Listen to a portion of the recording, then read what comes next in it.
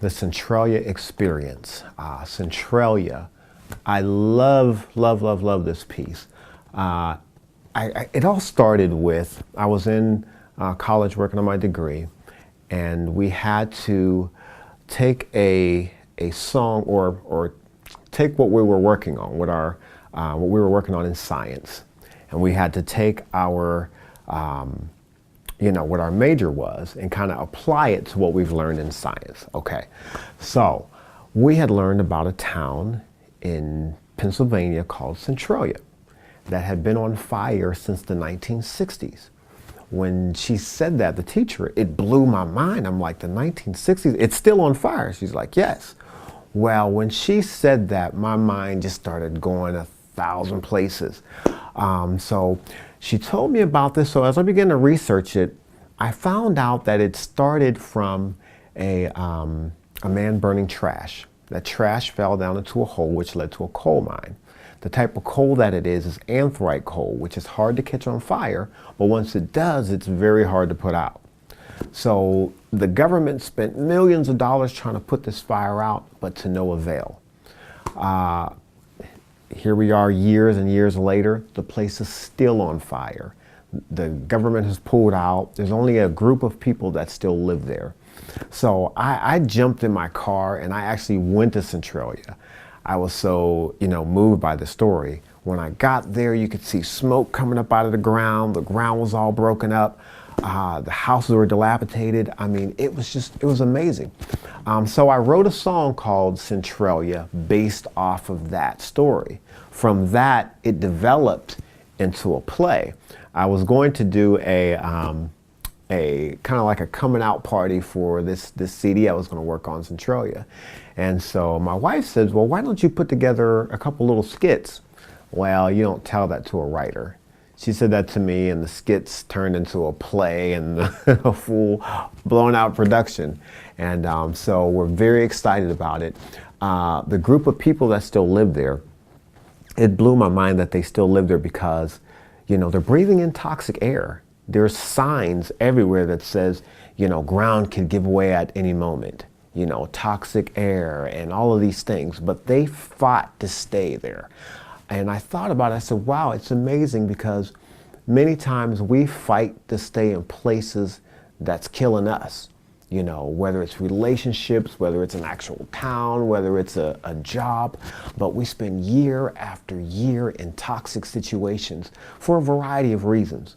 So I came up with characters and all of them have their own separate Centralia, if you will, but they live in the town of Centralia. And so it's amazing to get a chance to see how their stories develop and how they come out of their Centralias. So it's great, starring Vicki Winans and Little G from the R&B group Silk. So we're really excited about this production. One of the characters that I love in the Centralia Experience is Nadia, played by Demetria Blackman. Oh my gosh, she really brings this character to life. Nadia is a fashion designer who has the potential of being somebody great or reinventing herself, if you will. But she's bitter. Instead of becoming better, she's bitter. And so she wants everybody around her to be bitter, and wants them to be mad. And we all know people like this. And so her thing is black and gray. She wants everything in black and gray, which kind of tells of her character because she believes that everything in life is black and gray. There's no red, no blue, no yellow, just black and gray. So she wants people to be like this. So it's such a big character that when she walks on stage, everybody pays attention. Everybody's looking to see what she's going to say or what she does, including how she walks. I mean, everything. So it's a great character. Another character that we have that I love is Jackson. Jackson, he's played by Michael McClendon. And Michael McClendon, he really brings this strong character to being. I mean, it's really great how he does it. But Jackson is that mean, drunk uncle who will say anything. Okay. Now he's abusive towards his girlfriend. I was going to say wife, but it's not really, his wife. He's abusive to this young lady that's living with him. And but the way that he moves and the way that he talks, it's like somebody that you already know, somebody who lives in your neighborhood. So he does a great job of bringing that in, which works well with the lady who plays his girlfriend or his significant other, who is played by Rachel Hockett. Rachel Hockett is a phenomenal singer, beautiful singer. She has sort of like a Broadway sound, if you will, just very pure. And she plays what we call the lady in the window. And she's always up in her window and she's leaning out and she has a very beautiful smile. And she's looking for hope. But you can't take her looks for granted because she's also very intelligent. And that kind of bothers Jackson, that she's so smart, and it gets under his skin, but that goes into why he's like he is, so it plays so well. And to hear her sing, oh my goodness, I mean, it just stops, stops your heart for a moment.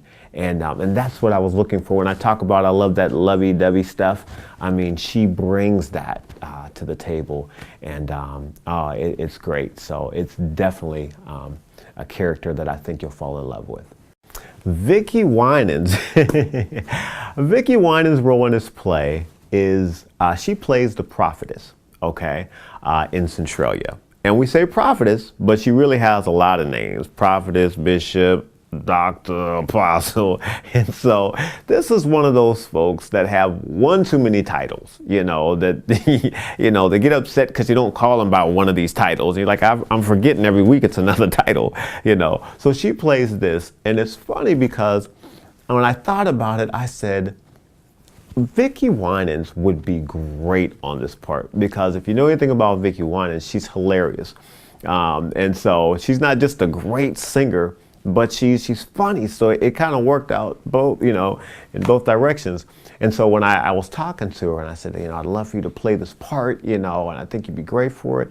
And she said, well, tell me about it. And so I started telling her about the character and all the names, and she was like, oh Lord, I can do that. He was like, I know exactly how that is.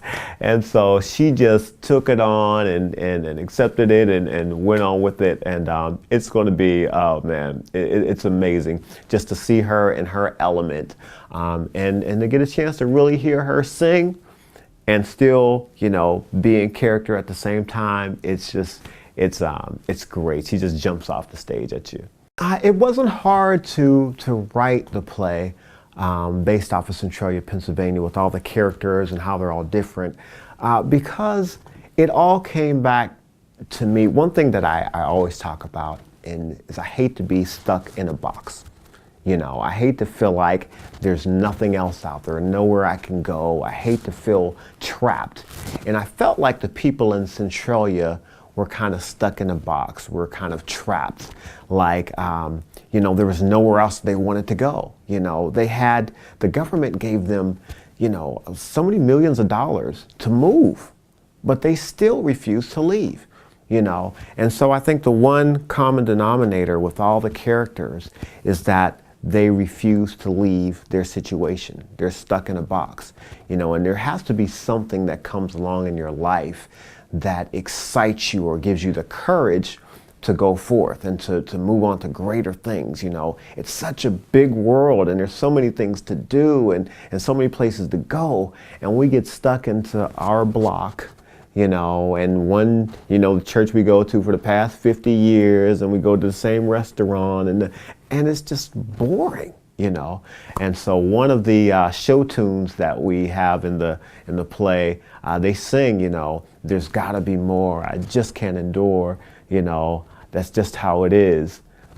My life's just a bore in Centralia, So that common denominator, or that thread, if you will, kind of weaves in between every character, and it made it really easy to do. It's just that everybody has their own personalities.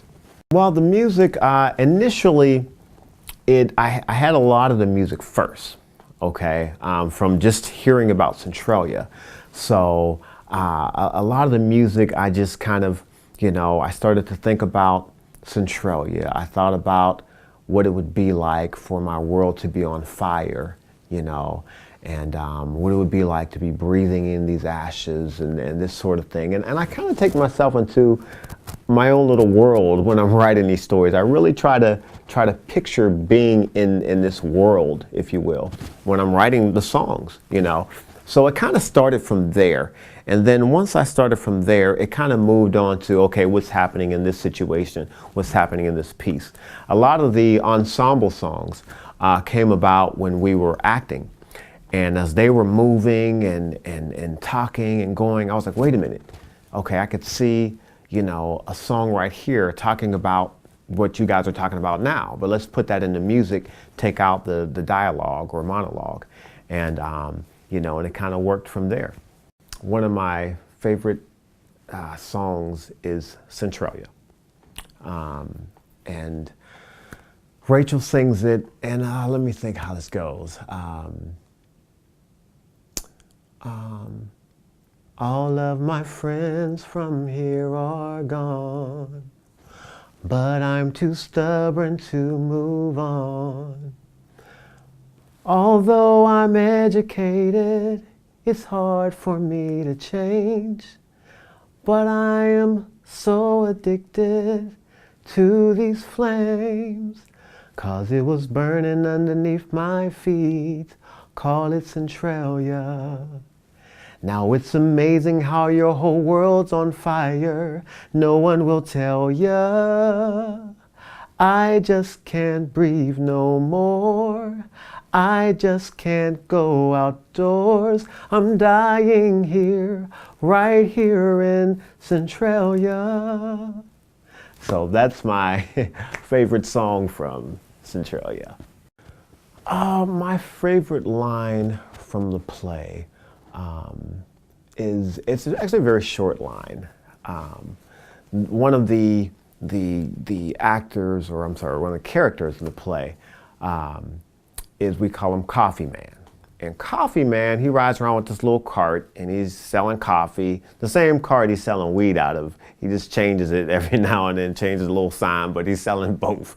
So he walks around with this cart, and he really just, he's like, sort of like Nadia in the fact that he doesn't want anybody to go anywhere. And if you say that you got a dream, he's going to laugh at it. You know, he's going to talk about your business, you know. So he's really putting this one guy's business out there in front of everybody and just really being loud so people can hear what he's saying, and it's hurting this guy's feelings.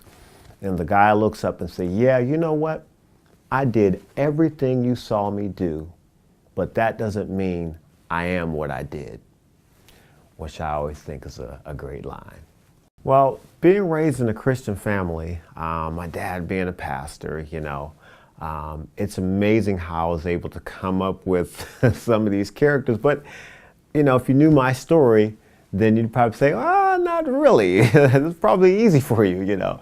But, you know, as a preacher's kid, the PK, you know, they always say they're the worst kids. And I really tried my best to be, you know. So, I mean, when I left home, I went to Atlanta. I was 18 years old, and I wanted to do the world. And I mean, I went out there, and I was pretty wild, you know. And, you know, there was a little bit of Coffee Man in me, you know. I didn't sell weed, but I sure smoked a lot of it, you know. I was Nadia, as far as, you know, there was this thing in me that you know, was, you know, when I got drunk, I was way out there. So maybe it was more like Jackson, you know. I wasn't abusive, but everybody around me knew when I was drinking, you know what I mean? So there was a little bit of that in me. So I think all of these characters have a piece of me, but at the same time have a piece of some of my brothers, a piece of some of the people that I met along my journey. There was a girl in Atlanta that lived close to us, and she just, man, she would say whatever was on her mind, and she would drop a curse word in a moment, you know. Well, that reminds me of Mama in my play. Mama she will say whatever's on her mind, you know. And so the kids have to kind of catch her before she say the stuff that she ain't supposed to say, you know what I mean? But that's kind of like the Mama character. Lady in the Window. Love this. When I used to walk to work every morning, there was a girl that sat up in the window, and I was attracted to her, but I was always afraid to say anything to her. So I would just walk by the window and I would wave, and she would wave back and smile. And every day going to work, that would happen. So one day I came home and I wrote a song called Lady in the Window. And I sang it to my brother, and he was like, "Oh my God, I love that song." You know, so when I began to develop the play and I was going through it and I had the lady in the window, it didn't even hit me until, you know, all of a sudden I'm looking at it, I'm like, lady in the window.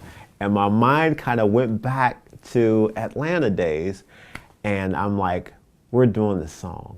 And so I had the guy, the guy who comes in, the love interest that comes in, I had him come in and sing the song to her.